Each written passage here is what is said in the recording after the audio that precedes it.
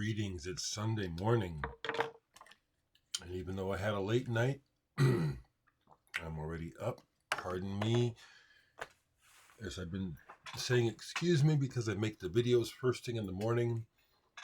First thing I do is drink a cup of coffee. It makes my body adjust, and so I burp and stuff. Excuse me. Cheers. Really, there's a lot to talk about. I will see what I get to. I'll get to the main things, which is thanks for your feedback yesterday. I'll talk about that in maybe this video. One thing I will say is I will share my my views regardless. I think it's important. You know, I know that I'm speaking sanely and as objectively as I can from my point of view. That's why I erase a certain individual or individuals who come over agitating, not listening to a thing I say. Don't care what you have to say. You're not being helpful. So those people are out of here consistently. So yesterday was record store day, and I had a gig with Rosalie. I did not trade records with Rosalie. She is already on that level with the record company. You know, she could easily trade a record with me, but they told her no. You know, you're out here selling products. She's having a blast. Last night was fantastic, people. I don't see any clips of my set. I didn't notice hardly anyone with their phones out during my set. It was well received, but I can see that people don't know what to think because I don't sound like I'm supposed to sound. We sold the club out. I made a couple $100 last night. It's really nice because I spent it already on record store day. I had a lovely day when I finally got into Homer's yesterday. On a number of levels, it was a real good experience and fun. Excuse me.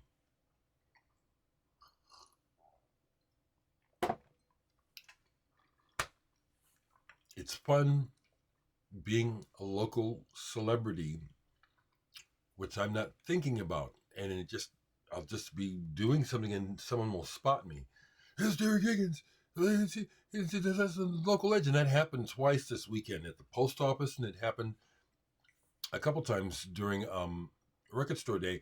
One person even bought a pristine used copy of Digital Sex, and I happened to be in the store, and he saw me, and I could get you to sign it, you know, and I love it, you know, because it's genuine, you know, and I really like it. I appreciate that. I appreciate the love I've received. And yet at the same time, I'm well aware that I have all this love, but I'm still just Dereck all alone. You know, I noticed in the bar, because I don't like bars. I'll get to what I bought at record store day. I bought some records. When I'm not engaging people directly saying hello and light shit, I'm just there by myself. No one's talking to me. I listen to people talking around me. People are talking about absolutely nothing for the most part. I mean, stuff that may matter to them, but a lot of it just sounds like just useless chatter. So I'm glad that I'm aware of this and okay with it, you know, because it's the way it is really for everyone. I don't need to cling to. Anyway, I had a great night. Okay. Record store day. I didn't buy very many record store day titles because the ones I wanted were gone, and the ones that I really want never come to Omaha, like Nine Horses, Snowborn Sorrow. I'd love to get that on vinyl. I ain't never coming to Omaha, and I really don't like to order online, even though I ask you to order. It causes anxiety for me waiting for stuff. I'd rather get it on the spot. So let me show you some of what I got. I bought more used records than record store day titles. Because like I said, the few things I was interested in were gone. So at Grapefruit, and Grapefruit came to the show. Simon and folks came. I really enjoy those guys. So the one record store day title I got at Grapefruit, because it wasn't at any of the other stores. Good on you, Simon. Durutti Column. I already have this. The Vini Reilly Durutti Column album with this cover. This apparently is the original graphics that weren't used.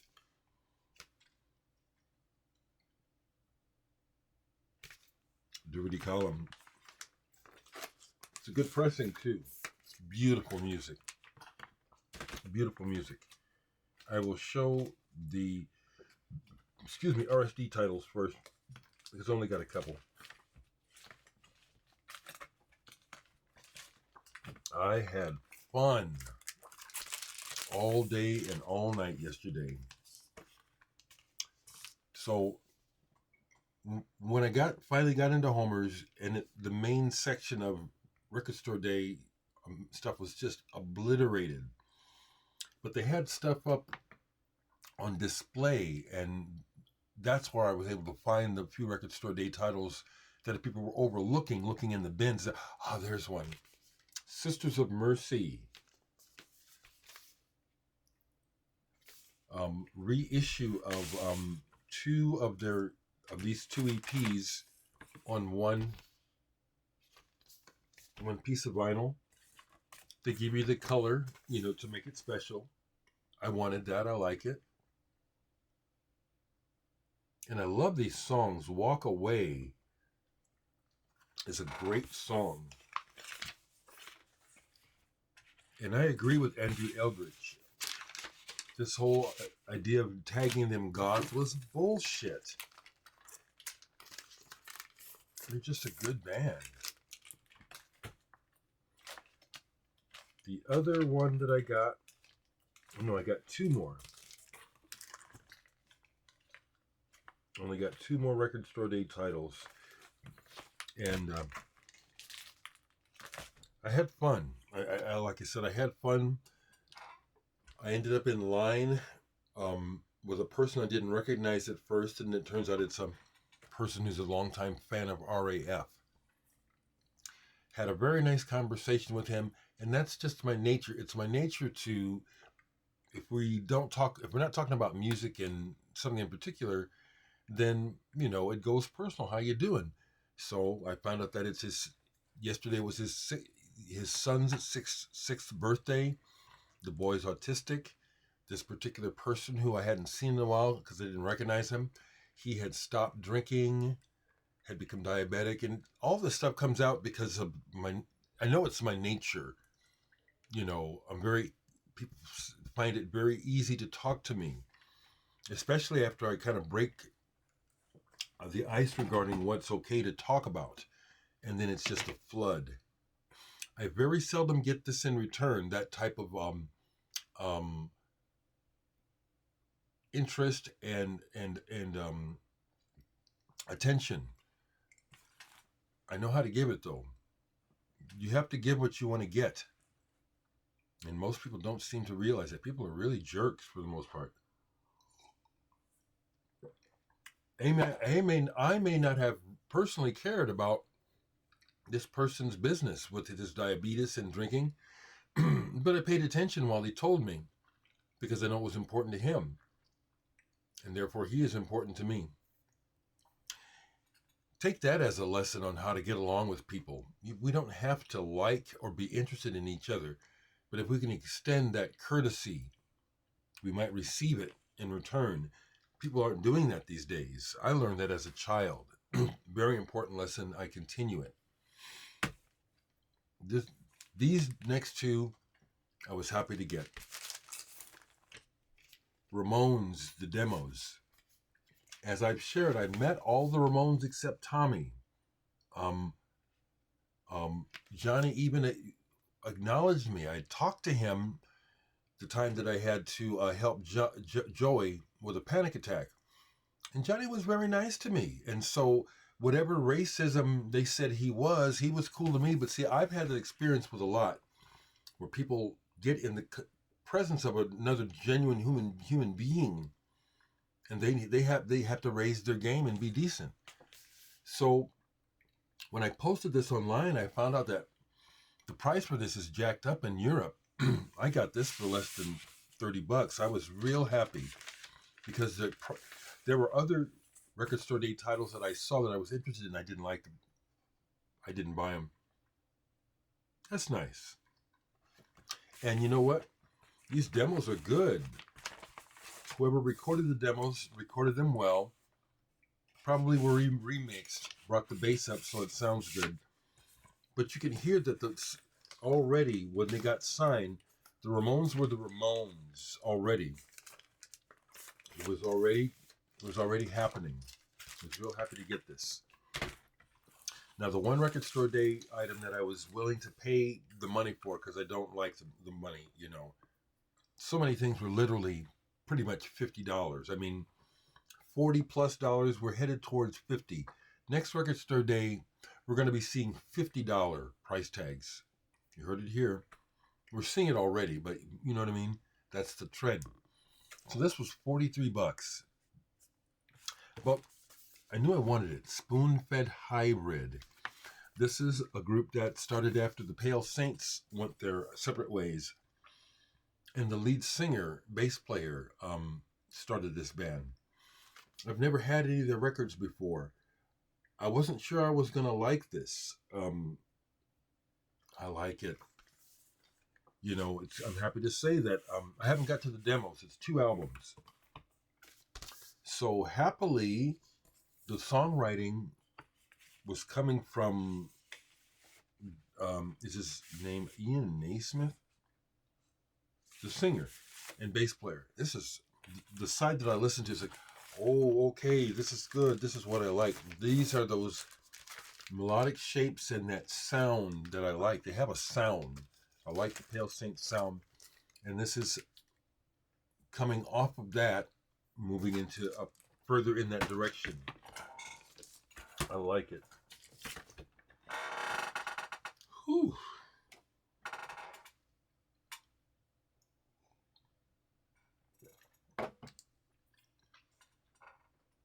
Oh, man. So, yeah, I saw a lot of people, a lot of people missed my set. And even then, the place was packed for my set. You know, it was already packed. People did come to see me. Then, of course, the latecomers, all the people, you know that I know who got to be there. They missed me, but they were there. It was an awesome night. It really was. I'm glad I have a proper perspective on relationships with people. I am very happy with my position in the music community and the community in general. I may not show everything I bought. I may actually go back today and see what's left, because I did not scour Homer's because of all the people. But I really enjoyed the used section. That's mainly what I bought. And it does frustrate me that Homer's piecemeals out their very best titles for record store day. You know, most of the time it's a lot of standard stuff that they know they can sell, which keeps them in business. And then, but on record store day, it'll be loaded with stuff that I want. So mostly what I bought was used. And so here we go. Starting with Goldfrapp. I like Alison Goldfrapp. I like Goldfrapp. This is not new to me. I have Utopia and some of the earlier CD singles out there. Bought them when they came out. I like where she's gone since this. I like the sound that she's doing now. I like it better. But, and then these graphics, you know, again, as items of art, some things it's like if it was just the art, I would be a sucker. But I've gotten really good at seeing art that looks intriguing, but I can see that this is not going to be music for me. So I'm glad about that. Been after this for a while. Anthem by Black Uhuru. Happy to say I got to see Black Uhuru. They kicked it. I met Sly and Robbie. I didn't get a picture of them. It was too dark. Now that I think about it, it's like, the club was like, I didn't have, I think about it. I was thinking about trying to get a picture of them. I took pictures of their set, and Robbie was really fun. Another bass player. It seems like there's something that many bass players feel about each other. Oh, this is good, people. Do you know Black Uhuru? I'm even more chuffed because I got in a UK pressing, the first island pressing of it. Real happy, in great shape. Sly and Robbie. Yes, I have learned things from Robbie Shakespeare bass-wise. I have studied him. I sure have. I bought a bootleg, and I'm glad I did. When I took it up to the counter, one of the younger people there, I forget her name, she's turning into a good head about music. She wasn't sure if the album was right for this, because bootlegs sometimes, the information. I'm glad I bought it.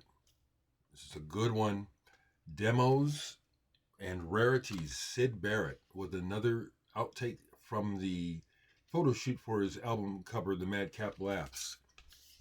Real glad I got this. The price was real good. So I was like, wow, $16 for this? I have another bootleg from this company, a Slow Dive bootleg that's pretty good. Quality on this is good. Whoever did this, they did a good job. I enjoyed this. I'm really glad I bought this. Syd Barrett. And I'm so glad these were there. I think this is old record store day stuff. And now I could get it at a decent price. The Betty Davis Columbia years, 68 to 69.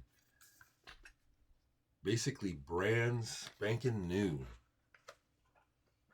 I love Betty Davis, rest in peace. She was so ahead of the times. Buddy Miles from Omaha, my dude, I can call him a friend. Yes, I can call him a friend. Distantly hung out and played with her. Miles Davis's second wife. She was doing what Prince ended up doing. I think Prince, and I got this version. Beautiful. Was so glad because the prices on these were right. They had a couple of high-priced used records that I eyed, but it's like, that's still too much for me, This was, haven't played this yet. I got another one of hers, though, and now I have all of her albums. And this was a real nice, because it's a Vinyl Me Please edition of Betty Davis with that beautiful tip-on jacket. Let me take the record out. It's such a nice jacket that I'm storing it like the true vinyl nerds do. The record is outside of the jacket. But look at that. I played this already. If I'm in luck, I might get picked up. Have you heard that? If you never heard anything else by her, you need to hear that. That is a groundbreaking funk song. There's several things that happen in that song that show you what's going to happen in funk black music. I guarantee you, if you haven't heard it, you need to hear that. This is the Vinyl Me Please that comes with the limited edition art print. Excuse me. A real nice booklet. And look at the vinyl. Look at the vinyl. Nice. So I enjoy that. Betty Davis. It plays beautifully. Very quietly. very quietly. Betty Davis. And I'm not surprised, her story. I've watched her documentary. Didn't surprise me at all to find out about the mental health issues that she had. So common with musicians. So unfortunate. So common. Okay. We're getting close to 20. I'm just going to show a couple more, and then I'll save some more for another time. I was able to get an upgrade of this. I've had this album forever, but, my copy, the cover is beat. I'm keeping my original because it's an original pressing. But I got this 180 gram remaster, cheap, in the used section. Terry Reilly, A Rainbow in Curved Air. Virtually brand new. This is what I've been looking for. A replacement copy. This is a masterpiece. This opened the door for all kinds of ideas. Soft Machine, among others, were highly influenced by this album. It's, to this day, sounds like it was made right now. A Rainbow in Curved Air. I was so happy to get this. This was like, that was, oh shit, the Betty Davis. Everything I got I really like. There were a couple titles, like there was a Killing Joke that I left it. So that I'm thinking about going back today, and if there's stuff like that that's still there, I'm thinking I'll grab it on the second round. I almost didn't get this, and I said to myself, I don't know what's wrong with you, Dereck. You need this. You do, for your collection. The Beatles. Past Masters. Even though I have, obviously everything on here, I don't have this configuration. When these came out, I hardly even took a second look at them because of that fact. But I love how these are so immaculately pressed.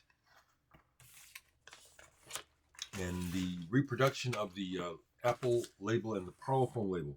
So this one gives you that. One album is Apple and one is Parlophone. So it's real pleased to get that. And one more. Sly and Robbie. Language Barrier. Yes. Make a Move. Bass and treble language. This is some dope shit. And then all the people on this album, everyone from Wally Badarou, Herbie Hancock, Bernie Worrell, Manu Dibango, Bob Dylan is on here. Get back, people. Pat Thrall is on here. Daniel Ponce. Killer. Real happy to get that. So the last thing I'll do is just again, thank you folks for chiming in. And the person who's mad that I erased them, it's because they're coming over here causing agitation and trying to stir up confusion and try to tell me they obviously haven't listened to what I've said. They're stuck on stupid. I'm not a Democrat. Yeah. The whole two-party system is broken, people. You need to get that straight. I'm not fooled. It's a mess. It's a mess. We don't have good choices. It's horrible. It is, okay? Nice of Sean to share with me what he was listening to yesterday. I checked it out right quick. Saludos to people in Argentina. Yes. And Kozaletsky, I sure did throw that energy at the show. That was my main message, that this music is love. This music is love. Okay? Okay? All right, so that's what I have to say, and all right, I'll talk to you later.